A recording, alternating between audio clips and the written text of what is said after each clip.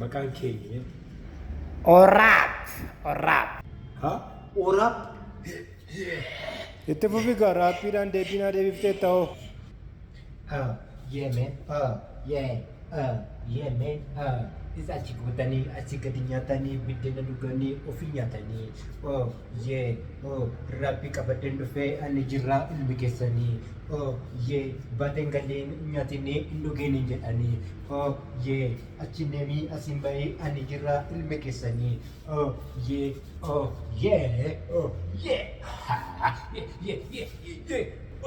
raabbii qimamiidha hin jedheef qimamii si malee ittoon hin tolu agartee si malee ittoon hin tolu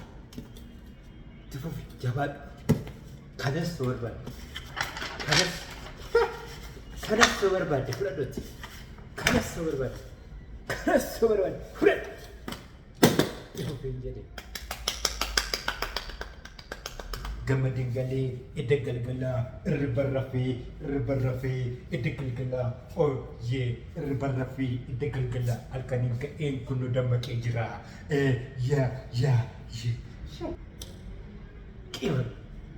ittoon siin malee hojjetamu hin jedhe ittoon siin malee hojjetamu dhugaadha kun itti fufi jabaadhu maqaan keenyu nagaan dhufte maqaan Kutaa jettee Kutaa mee itti fufi waan qabattee dhufte har'a waan qabattee dhufte kana nu dhageessisi.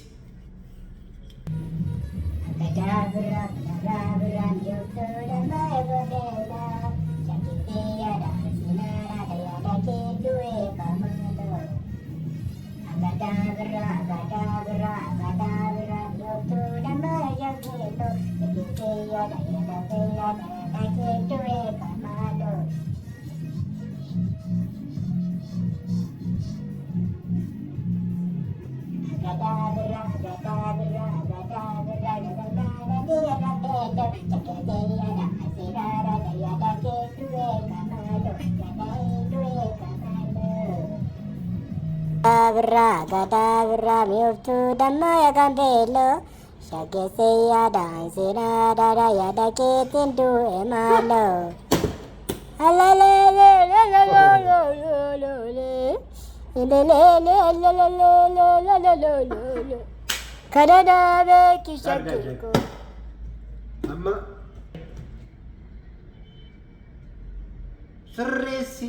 sagalee kee lafa buusi qarqara qabsiisi facaasi walitti qabi harami yoos bareeda sagaleen kee shaakali hin dhufa ammati ganama kana dubbatti shaakali irra deemuu qabda irra sirbuu qabda jedhe deemam